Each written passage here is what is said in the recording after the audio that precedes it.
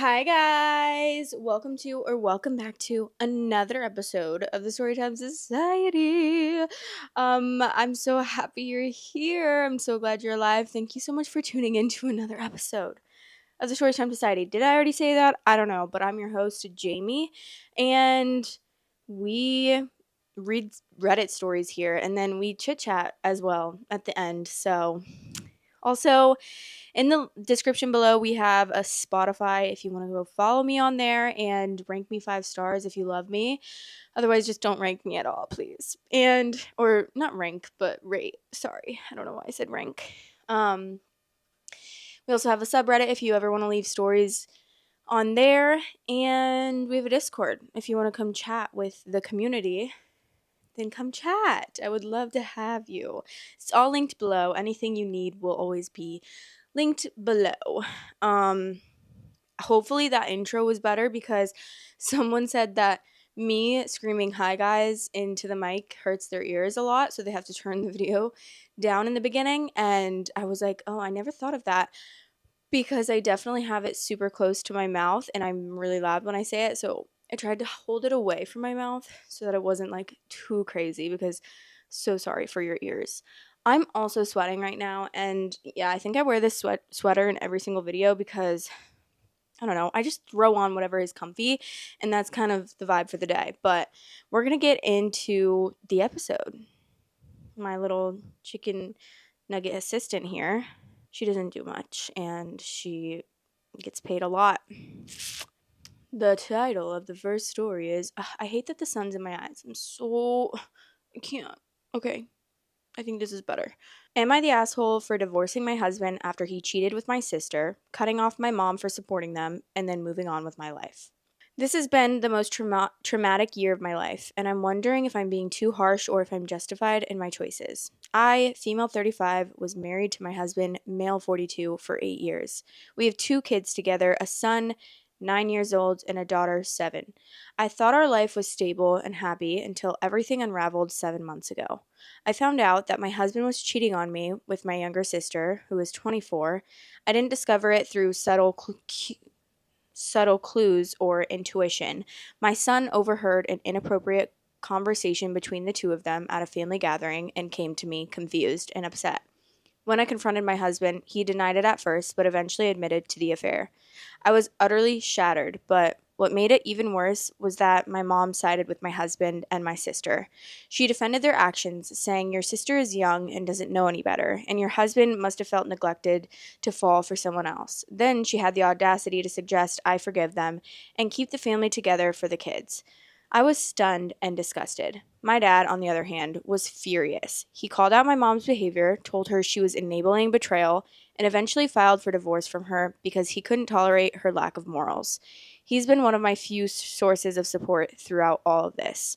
I filed for divorce immediately and cut off my mom and my sister completely. My kids have been struggling with the fallout. My son is especially angry and has told me he doesn't want anything to do with his dad. My daughter is quieter but has been acting out in small ways. We've been going to therapy together, and I've been doing everything I can to help them navigate this while also trying to heal myself. Over the past few months, I've started putting my life back together. I've focused on my kids, leaned on my dad and close friends for support, and even started dating someone new, female 36. She's been incredible, kind, understanding, and supportive. She's great with my kids, and they've grown to love her, which makes me feel like I can finally see the light at the end of the tunnel. But the chaos isn't over. My sister's relationship with my ex-husband hasn't completely fallen apart. Shocking, right? Oh, wait, sorry. My sister's relationship with my ex-husband has completely fallen apart. Shocking, right? Now she's blaming my mom, saying she encouraged the whole thing. My mom, meanwhile, is blowing up my phone, accusing me of tearing the family apart by refusing to forgive them. She says my new relationship is a slap in the face to our family and claims that I'm being selfish for not letting her or my sister back into my life. To top it off, my ex-husband has been reaching out, begging for forgiveness and asking for a second chance.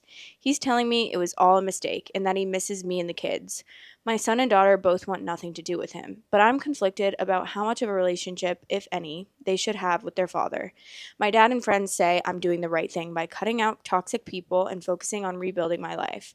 But the guilt tripping from my mom and my sister is starting to wear me down, and I'm wondering if I'm being too harsh. Should I try to reconcile with my mom and sister for the sake of family?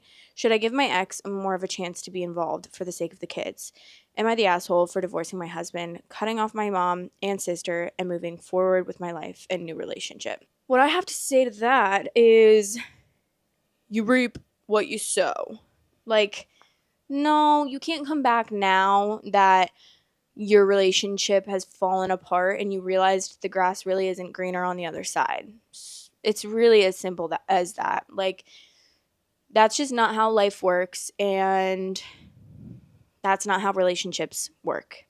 So you should stay being happy in your relationship. And I would say you should never, genuinely, like, obviously, sometimes it's okay, it's fine, whatever you want to do with your life. But for me, it's like, I would never, ever, ever, ever, ever forgive my sister again. And my mom as well. Like, yeah, she was definitely just an accomplice. She didn't directly do it to you. So like, you could give her a little bit more leniency if she really truly understands what she did wrong and truly understands that she was in the wrong. She definitely seems like someone with more traditional values, like just stay with the kid or stay with the husband for the kids, which we know around here that is actually proven to be worse than getting a divorce. So please stop suggesting that and stop using that as an excuse. And then her being like, your 24-year-old sister is just young and doesn't know any better. 24? Sorry? So I can use that excuse? Like, I'm only 2 years older than her, so let me go home wreck my sister's marriage and then be like, I just don't know any better. Sorry, that's ridiculous. And then also, obviously, the most traditional part is to say that the husband was just feeling neglected, so he fell for someone else, which why are women no, like, don't say that. That's so ridiculous, and that will never ever be a good excuse to cheat on someone. Point blank, period. Like, that's never a good excuse. There's no excuse. The excuse is that you're a dumb mother effer, and I'm not sorry.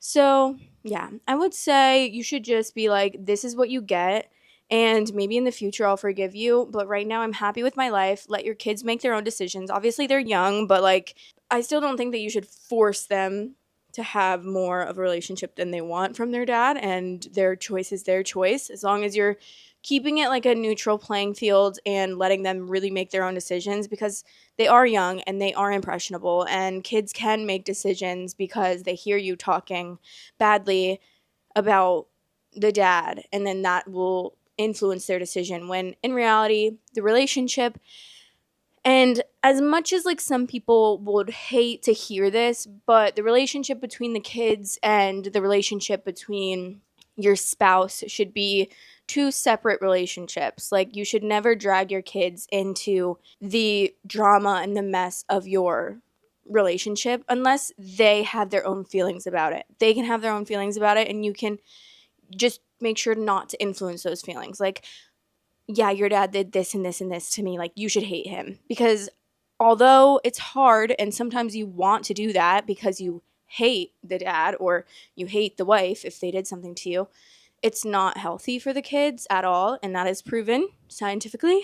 And yeah, I think that it's just really important to keep those relationships separate and let the kids make their own decisions. Otherwise, they're going to end up growing up resenting you for not letting them have a relationship with their dad or their mom, whichever it may be in this situation. Okay, there's an edit and an slight update. Guys, I'm so out of breath. It's actually annoying. Also, this light is so annoying in my face, but whatever. Edit, I have changed my number and I'm currently moving. No, I don't speak to any of my ex-husband's family, and apparently the snitch was my aunt and her husband. Are we shocked? So I'm officially not speaking to them. And for the people complaining about the fact that my kids know my girlfriend, so what? My children adore her. Also, for the custody, it's 60-40, meaning I can choose which schedule the kids can have with their father since I'm the primary. No, I'm not forcing my kids to not speak to their dad. They've told me numerous times that they don't like going to my ex-husband's house, and I respect that. I'm currently going for full custody. For the people telling me to get a restraining order, my lawyer said they haven't done anything to endanger my children, and so I legally can't get one. My dad also has some suspicions that my mom cheated on him with how she was defending the affair. Slight update. Wow, there are a lot of homophobes in the replies. I want to say thank you for all the kind messages and some kind replies. And now for the update. The people that suggested my mom may have cheated and had an affair were correct. Apparently, my mom cheated on my dad early on in their relationship, but said she stopped the affair when my dad found out. Spoiler, she didn't. We aren't exactly sure if my sister is my father's child, and quite frankly, we hope that she isn't. As for my ex-husband, yes, he is allowed to visit his children. He just refuses to see them because my kids hate being around him, not because I'm restricting it, as people are claiming. I have 60-40 custody, and the judge granted me full permission to set a schedule on when my kids see their father, as long as he isn't completely out of their lives. It also might help that the affair he had with my sister, no one knows how long it went on, but my son has spoken to me, which is hard for him, and said that he's always seen his daddy talking to my sister, so it's definitely gone on since she was early 20s. My children are completely fine. They are currently in therapy for this and other stuff. No schoolwork has been affected, and my girlfriend certainly isn't affecting them. Matter of fact, they love her in the few times that she is here. For those curious, my son is turning 10 soon, and he heard more than one of these conversations. He only told me about this one because he understood what they were saying, which is traumatizing for a child to literally listen to. A massive FU to the homophobes. My children adore my partner. No, she isn't like a second parent to them. She also loves them as well, and is in no way trying to take on a fatherly role in their life. And for the people claiming this is AI, Lord, I wish it was. I'm flattered you think my life is fake. I wish it was, but sadly, it isn't. Everyone thinks everything is AI. Okay, wait, that was so creepy. I'm so sorry. I'm trying to move. I'm sick of this fucking light in my eyes, but I don't think that anything's gonna happen. But also, Willa's in the way. I just fixed it because I was really stressed about that. My eyes were actually starting to hurt. But anyways, I don't know what her relationship with her sister and her mom is gonna be, but I hope that she's not gonna go back to being even relatively close with them. For the sister, I would not even talk to ever again. For the mom, maybe I'd give a small chance to, not low contact. I don't know. Okay, some of the comments. Why are you even in communication with your mom and your sister? Cut them off immediately. Don't let them get in your head. They are selfish and do not have your best interests to heart. Keep on the way you are. Lean on those who you can trust, those who haven't betrayed you. You do know, I hope, that neither of the vile three, ex, sis, and mom, are ever to be trusted again, right? And please listen to your kids. Keep them in therapy, and if they eventually want to see their dad, then that's the time. But if never, then that's on him. I'm sorry to read your story. Good luck moving forward with your new life, better life. Keep the horrible, selfish ones far away from you and the kids, not the asshole. OP responded to that and said, just for the record, no, I'm not in contact with my mom or sister. Someone on my mom's side has apparently been feeding them stuff about my life, including my phone number. My kids are currently in control of what they want to do. As of now, they've refused to have any contact with their father. And you know what? That's their decision. And from what I can tell, I'm glad that you don't have any influence on that, because that's just the best case scenario for your kids. Take it from someone who has divorced parents. Even though you so badly just want your kids to be on your side, it's just not the right thing to do. Okay, next story. Am I the asshole for refusing to donate my kidney to my estranged father who abandoned me as a child? I, 28 female, was raised by my mom after my dad walked out on us when I was 5 years old. He left to start a new family and had little to no contact with me growing up. He never paid child support or even called on birthdays or holidays. For years, I struggled with feelings of abandonment, but I eventually moved on and built a life without him. Fast forward to now, out of the blue, I get a call from his wife telling me my father is very sick and needs a kidney transplant. She told me that I'm the best match and begged me to get tested. Apparently, his other family members aren't compatible. I told her no, I don't owe him anything after the way that he treated me. He made his choices when he abandoned me and my mom, and I feel no obligation to put myself through a major surgery for someone who's essentially a stranger to me. Since then, I've been bombarded with messages from his side of the family, calling me selfish and heartless. They say I'm letting him die out of spite, and that I need to be the bigger person. Even my mom thinks I should consider it, not for him, but to avoid carrying guilt if he passes away. I don't feel guilty. I feel like he's reaping what he sowed. But part of me wonders if I'm being too harsh. Am I the asshole for refusing to donate my kidney to the father who abandoned me? No, you aren't. Why in the world would you donate a kidney to someone that doesn't speak to you and that abandoned you and your family? I completely agree. He's reaping what he sowed. Like, you owe him absolutely nothing. Nothing. Like, what? Also, you don't have to ever, even if you were close to your dad, like, you don't have to do something life altering if you don't want to. It's your body, your choice. So, I don't really get why people are like calling her selfish and heartless. Or maybe she's just like wants to put herself first. And what's going to happen? She's going to donate this kidney and then the dad's going to continue to not have a relationship with her. And then she's going to be like, great. I mean, I know that donating your kidney, I know it's a big deal. And I also know that you can still like live a good life if you do donate your kidney. There's still restrictions, obviously, that come with that and things that you have to pay extra attention to and things that you can't do, and it's not worth it. Like, what? Someone said, call the hospital and inform them that you are being pressured to donate your kidney. Hospitals take this very seriously. Keep your mother away for now as she's adding to this pressure. Block, block, block all the family members, not the asshole. I didn't know that. I didn't know that you could call the hospital for someone pressuring you. I agree, block. Goodbye, block them forever. Like, I don't really, I never had you in my life. I don't need you in my life to have you take something, a literal body part from me. Like, I'm not donating my body part when you couldn't even donate your time and love to your own child. That's what you get for being a terrible parent. Sorry, not sorry. I can't remember. Oh, this one's like the most short story I've ever read, but we'll see if it ends up. I don't know. The title was just kind of like, what? My 18 male girlfriend, female, told me that she was 22, but now she says she's 29 and about to turn 30. What should I do? I'm an 18-year-old college student, and I've been in a relationship for about 6 months. When we first started dating, my girlfriend told me that she was 22. A few days ago, she revealed that she's actually 29 and will turn 30 soon. This revelation has left me feeling confused and unsure about what to do. I love her, but the age gap feels overwhelming now, especially since I was under a different impression about her age this whole time. As a college student, with no income, I was thinking I had some time to build myself up before considering long-term commitments, like marriage or starting a family. But now, I feel like the pressure is on and I don't know how to handle it.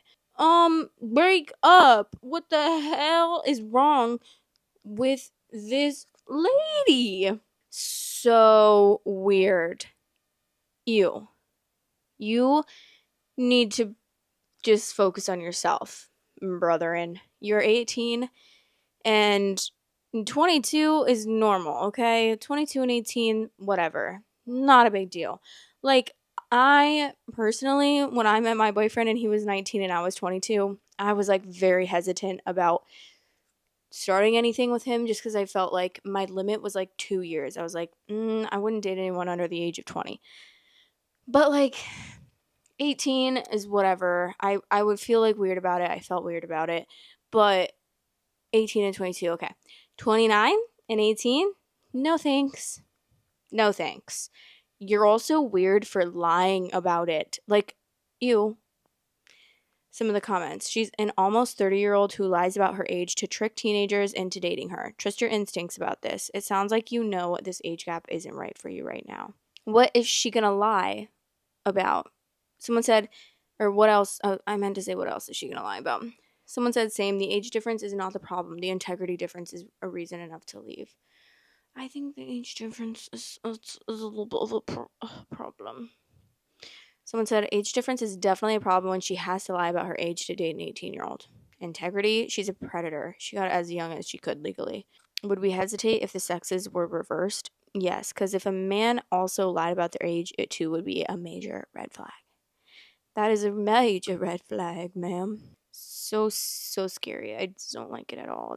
That's just, what are you doing with an 18-year-old at your ripe age of 29? Like, I'm not saying that 29 is a bad age, obviously, but I'm just saying, like, if you're dating an 18-year-old, I'm sorry, what do you have in common with an 18-year-old? Please let me know. Because if you have a bunch of stuff in common with an 18-year-old to the point where you can date them at the age of 29, I'm genuinely concerned for you, and I feel like you need to be checked out. Because that is just, like, concerning. And I'm, like, a little bit woozy right now because I took my anxiety medication a little late today, which was, like, an hour ago, and it hits me like a ton of bricks. Like, it makes me feel bleh, and it's not, like, a good feeling. It's, like, a very dizzy, very almost nauseous feeling. And I also feel, like, so stupid, like I don't have that many brain cells, but it usually doesn't last too long, so it's fine. It's just, like, of course, during this episode, I'm feeling like this, so I'm like, I feel like I'm about to pass out and throw up and pass away and bury myself in a grave. Oh my god. I was also going to say something else, but now I can't remember, and I'm kind of annoyed. Like, I was going to say something about this story that we just read, but I can't remember. I can't remember. Am I okay? I also have gotten up like 3 times to check if someone was at my door because I keep hearing things and I think someone's breaking in. And I need to get over it. Okay. Well, we're going to move on because that's it for the advice. I mean, what am I saying right now? That's it for the story time segment. I'm literally losing my mind right now, and we're going to move on to the advice segment. Oh my gosh. So if you guys want advice from me, I'm not a professional, but the link is below. There's a Google form that you can ask me anything, and I will try to get to everyone because I love answering these, and I typically do one once an episode. Hey, I love the show and this has been stressing me out lately, so I wanted to see if you had any advice you could give. My 25 female best friend's parents don't like me having tattoos. We have been friends since we were in preschool, so her parents are like my parents. Last year, for my birthday, I started getting tattoos, and whenever I get a tattoo, her mom reacts positively to it, but later tells my best friend to tell me to stop getting tattoos. I'm going to get my 4th one soon. It's bigger and more visible than my rest. My best friend is super nervous about her parents getting on her back about it, and I want to step in once I see them again and tell them to basically mind their own business. I've thought about these tattoos for years, and I believe it's amazing to be able to show art on your body that represents a time in your life. How should I respectfully tell them to back off so I don't start a fight with them? They're super overprotective, and I know it comes out of the kindness of their heart, but it really bugs me because my own parents don't care as much. I might be getting a lot of tattoos, but I've wanted these for years, and I'm finally not as big of a people pleaser anymore, and I'm finally doing what I want. I will also not be getting any more tattoos for a few years because I want to think more on the newer tattoo ideas. Sorry if this is weirdly written. It's hard for me to put my thoughts into words sometimes. I would say that you're a 25-year-old and you can make your own decisions. And it's honestly kind of really weird to me that your best friend's parents are like judging you for that. Like, that's giving really weird behavior.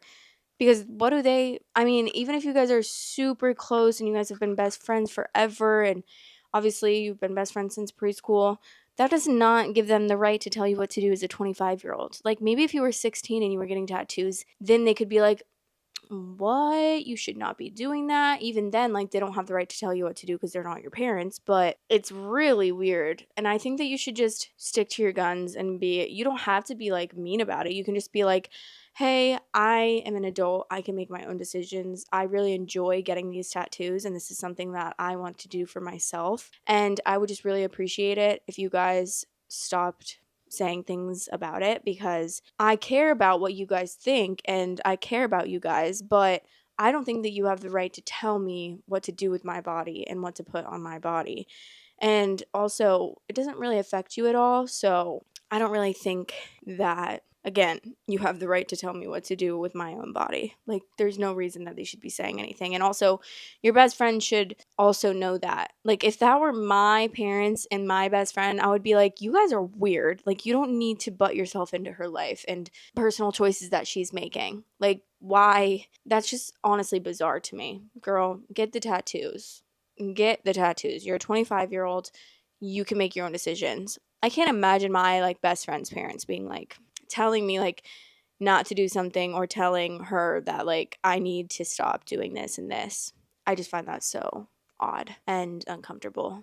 And it wasn't weirdly written, girl. You good, you good. Let me know if they end up saying anything to you, because I would really be interested to see, like, what they're gonna say or what you say back and how they respond to it. Oh my god, guys, I'm so annoyed. I literally looked at this thing earlier and I really wanted to share it with you guys because it was a crazy ass thing, and I did take a picture of it though. I screenshotted it on my phone and sent it to my friend, so I'm gonna grab my phone so that I can read some of these things to you guys because the post is deleted. This was on the Am I Overreacting subreddit. I just saw it and I was shook to my core.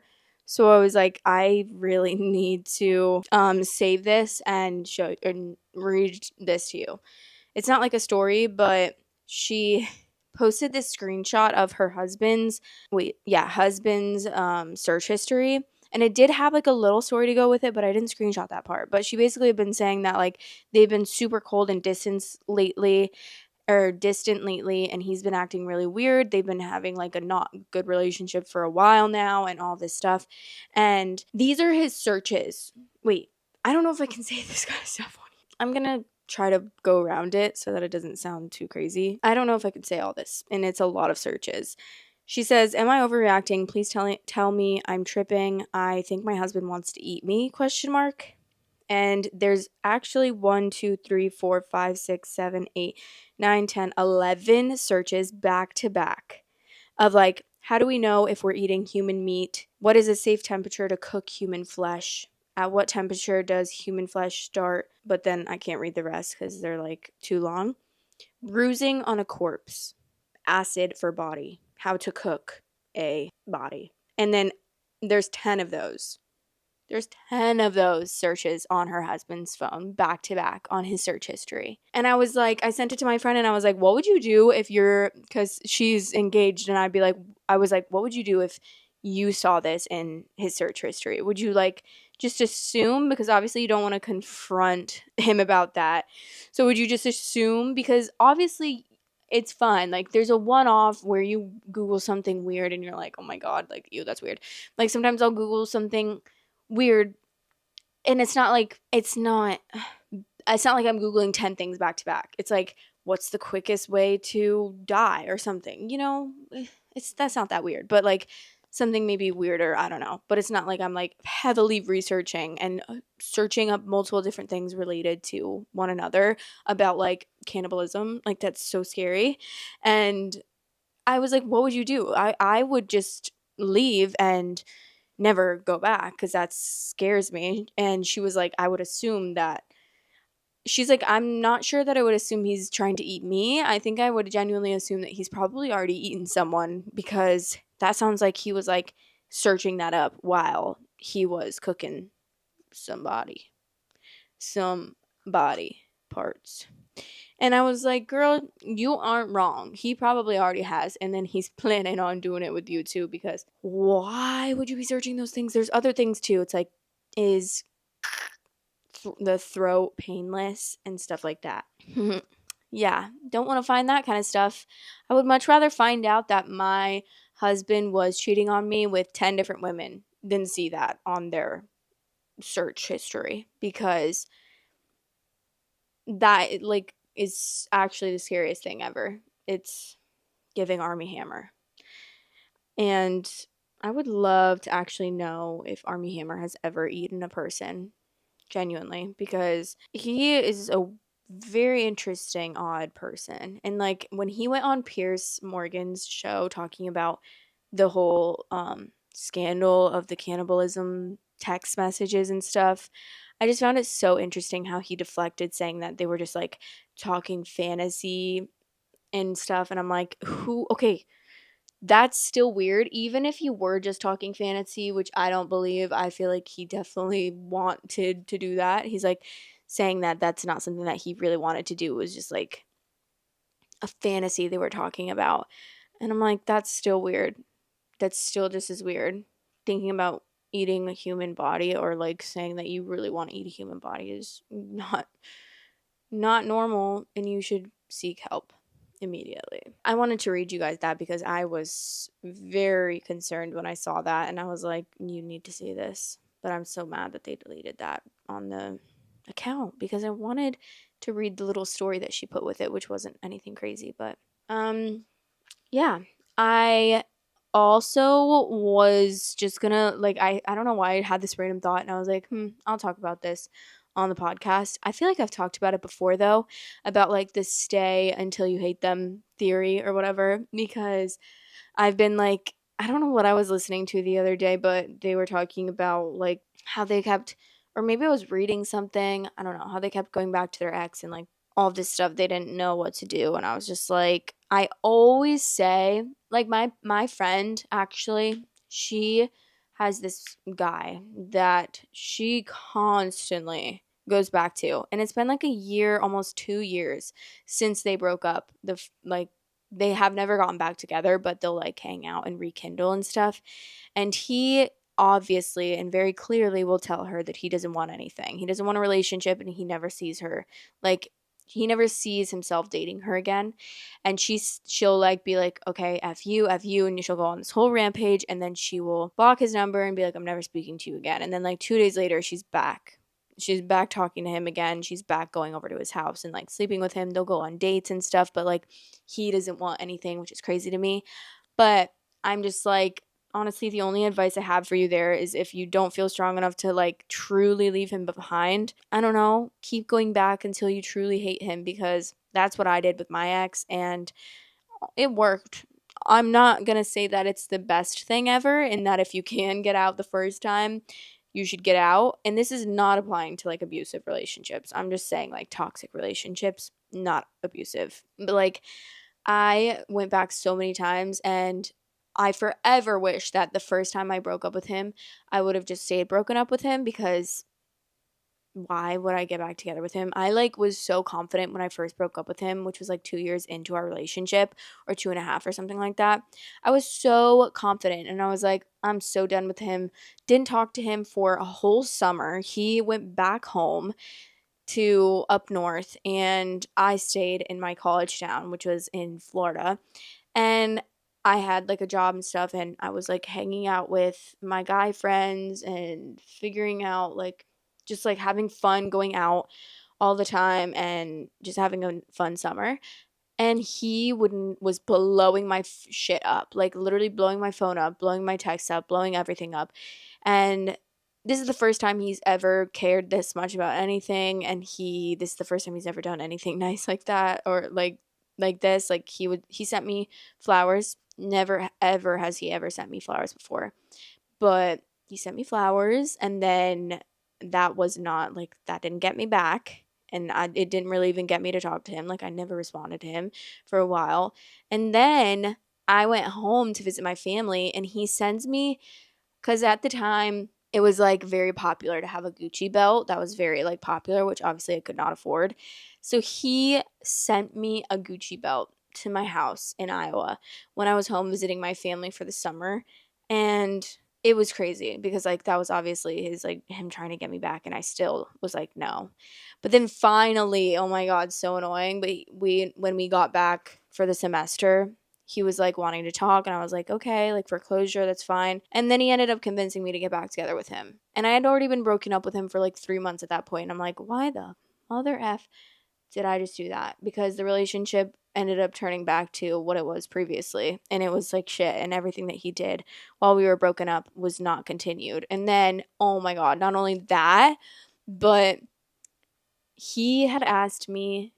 So some girl told him that I had slept with this guy and that I was hooking up with him while we were broken up, which I was. Okay. And he called me and he's like, this is what this girl just told me. Like, did you do this? And is it bad that I lied? I don't know. I was just like, I don't really feel like getting into this with him. Like, we were broken up. I didn't speak to him. I wasn't speaking to him. Why does it matter what I did while we were broken up? You know? Like, I thought I was literally done with you and done with our relationship. So I was like, no, I didn't. I did not sleep or hook up with that guy. So I don't know what she's talking about. And time goes on, and then I don't really know what happened and how this ended up like coming into fruition, but I ended up being like, yeah, I did. Like, I think maybe someone else told him, and he was like, he told me, or she told me, or something like that. Did you? And I finally was like, okay, this is the second time. Like, I don't really feel like lying. And also, do I really need to lie about it? Like, this was my life. I was broken up with you. We were fully broken up, which is the craziest part. It's not like we were broken up, like, because we did break up a lot where we'd break up for like a couple days and then get back together. But this one was like, truly, I hadn't talked to him. I was ghosting him. I blocked him. I hadn't seen him for months. And I was broken up. Like, we were not together. And so I was like, it doesn't really matter. So I was like, yeah, I hooked up with him. I slept with him multiple times. And like we were kind of a thing, not really, but kind of. And he freaked out. Like it was actually so embarrassing. He lived in the apartment above me, so I took the elevator up because he was like, I can't believe you did this. I can't believe that. And I was like, oh my God. Like, I was stressed because obviously, like, I was worried. I don't know why I was worried. I was like, oh my God, he's gonna be so mad at me, and I didn't feel like dealing with that. So I was like, let me try to get him to forgive me. So I went up to his apartment building, or his apartment, and I went inside. Which, how did I get in? Because his door, he unlocked his door for me because he said he didn't want to see me or something. I don't know. But I went inside and he was laying in his bed in the dark, like in a ball. I'm so sorry. This is so mean to make fun of him, but like curled up in a ball, like hugging his knees and just like crying and listening to this like depressing song. And I was like, what is going on? Oh my God, you scared me. I was like, what is going on? Like, we were fully broken up. Why does it matter? And he was just like, because you lied to me about it. And he's like, I can't believe you screwed him, blah, blah, blah. I'm like, is that really why? Or is it just because I hooked up with him and you're just like sick over it? I don't know what the whole issue is here, but why did I stay with him after that? I should have broken up with him because then it was even worse. It was like he treated me even worse because I needed to like gain his forgiveness because I'm the one that did something bad now, even though the whole fact of the matter of why we got back together was because I was giving him another chance to show me that he could treat me better. But then it got turned on me.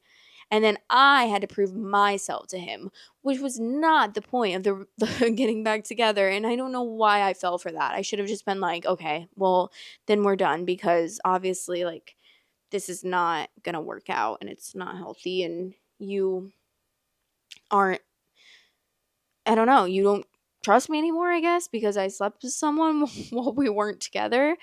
That's always the craziest thing to me. It's like, I understand if it's like, yeah, we were only broken up for a couple days. Okay, I get that. Whatever. That makes sense. It's like, really, you didn't even, let the paint dry or like the ink dry or whatever the saying is, and you just went and like hooked up with someone. But this was fully a breakup, and he was just like such a crybaby about it. And I think we broke up, and actually he hooked up with someone else, and then we got back together again, and I wasn't really that mad about it. Isn't that funny? Isn't that funny? I was not actually mad about it, and I wasn't really that concerned because we were broken up. So, like, I knew I didn't have a reason to be mad about it. I don't even think we were broken up for that long at that point. Like, it probably was only a couple weeks, honestly.